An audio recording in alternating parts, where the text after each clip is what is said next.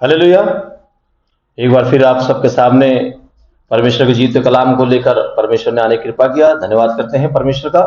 और जैसे हम 7 वाणियों का वर्णन कर रहे हैं, पहली वाणी हमने देखी और आज दूसरी वाणी की तरफ भी हम चलते हैं। और दूसरी वाणी में जो है, यीशु ने जो कहा है कि आज ही तू मेरे साथ में स्वर्गलोक में होगा। हालेलुया। दूसरी वाणी में परमेश्वर का वचन हमें क्या सिखाता है, हम देखेंगे लूका रचित सुसमाचार और उसका 23वां अध्याय और उसकी 39 से 43 तक अगर हम देखेंगे तो इसका स्पष्ट वर्णन मिलता है। मेरे प्रियो, यीशु जब कालवरी क्रूस पर लटकाए गए तो उनके साथ 2 डाकू कुकर्मी भी लटकाए गए। उनमें से एक बोलता है, क्या तू मसीह है?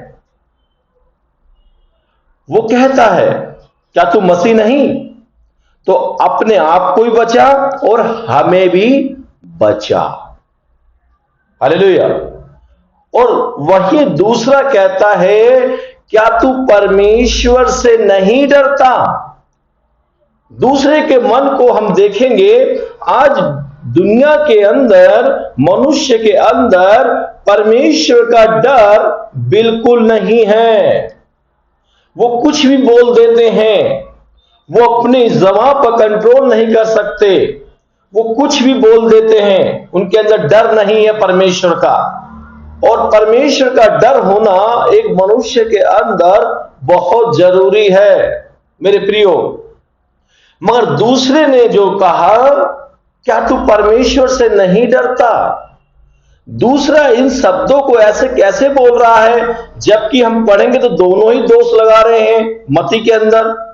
मगर यहां ये दूसरे का एक मन का परिवर्तन, यानी मन का नवीनीकरण होता है। उसने उस क्रूस की पीड़ा को सहते हुए यीशु को देखा और वो भी क्रूस की दोनों पीड़ा को सह रहे हैं। उस क्रूस की पीड़ा को सहने के उपरांत वो लोग क्या बोल रहे हैं, वो बोलकर सामने वाले व्यक्ति को श्राप भी देते हैं, अनाप शनाप बोलते हैं ताकि उस पीड़ा को भूल जाएं। हालेलुया। मगर यीशु उस पीड़ा के उपरांत भी लोगों को क्या कर रहे हैं? क्षमा कर रहे हैं, क्षमा कर रहे हैं, क्षमा कर रहे हैं।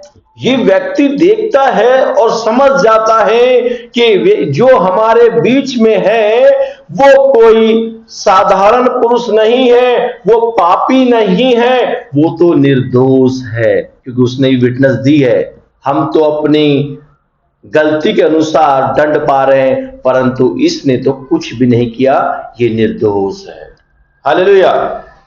यीशु निर्दोष था, इसीलिए पौलुस कहते हैं 2 कुरिन्थियों 5:21 में, जो पाप से अज्ञात था उसी को पापी ठहराया। यीशु तो पाप से अज्ञात थे, मगर वो क्रूस के ऊपर समस्त मानव जाति के पापों को अपने ऊपर ले रहे थे। हालेलुया। मेरे प्रियो, उन दोनों चोरों में से, उन दोनों कुकर्मियों के में से एक का मन खुलना शुरू हो गया। एक ने अपने मन को खोल दिया। नीति वचन 28:13 में अगर हम पढ़ते हैं, जो अपने अपराध छुपाता है उसके कार्य सफल नहीं होते।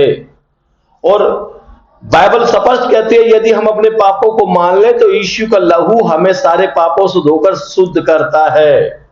उस व्यक्ति ने अपने कार्य को छिपाया नहीं, मगर स्वीकार कर लिया। उस डाकू ने, उसने अपनी गलतियों को मान लिया।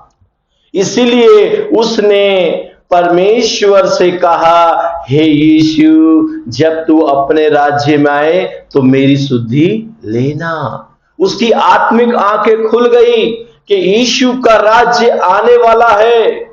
उस राज्य में कौन शामिल होंगे? वही जो यीशु के लहू से धोकर शुद्ध होते हैं, जो अपनी गलतियों का प्रायश्चित कर लेते हैं उस परमेश्वर के सामने, वही लोग उस राज्य में वारिस होंगे। ध्यान रखना, सब लोग नहीं हो जाएंगे मेरे प्रियो। हालेलुया।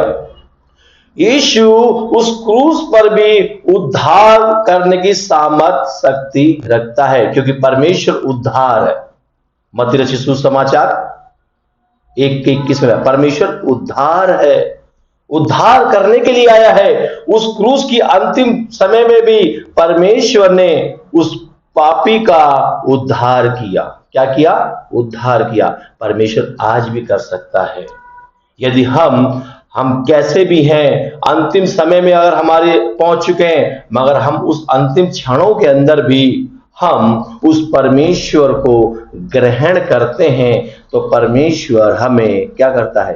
क्षमा करता है, अपना बेटा और बेटी करके अधिकार देता है। इसलिए पौलुस बाबा खूब से लिखते हैं फिलिप्पी के अंदर, कुरिन्थियों के अंदर, दूसरी कुरिन्थी 5:17, अब जो मसीह में है वो नई सृष्टि है, पुरानी बातें बीत गई, देखो सब कुछ नया हो गया। उसके जीवन में परमेश्वर ने सब कुछ नया कर दिया। पुरानी बातों को परमेश्वर ने मिटा दिया अपने लहू के द्वारा, और परमेश्वर ने उसे क्या दिया? एक नया जीवन दिया। वो जीवन दिया जो जीवन कभी समाप्त नहीं होगा। वो जीवन जो अभी तक जिया था, वो जीवन तो कुछ ही घंटों में, कुछ ही सेकंडों में समाप्त हो जाएगा, मगर परमेश्वर ने उसके क्रूस पर वह जीवन दिया जो कभी समाप्त नहीं होगा। यूहन्ना 5:24 में लिखा है, मैं तुमसे सच सच कहता हूं, जो मेरे भेजे हुए विश्वास करता है, अनंत जीवन उसी का है, उसी का है, क्योंकि वो जीवन से जीवन में प्रवेश कर चुका है।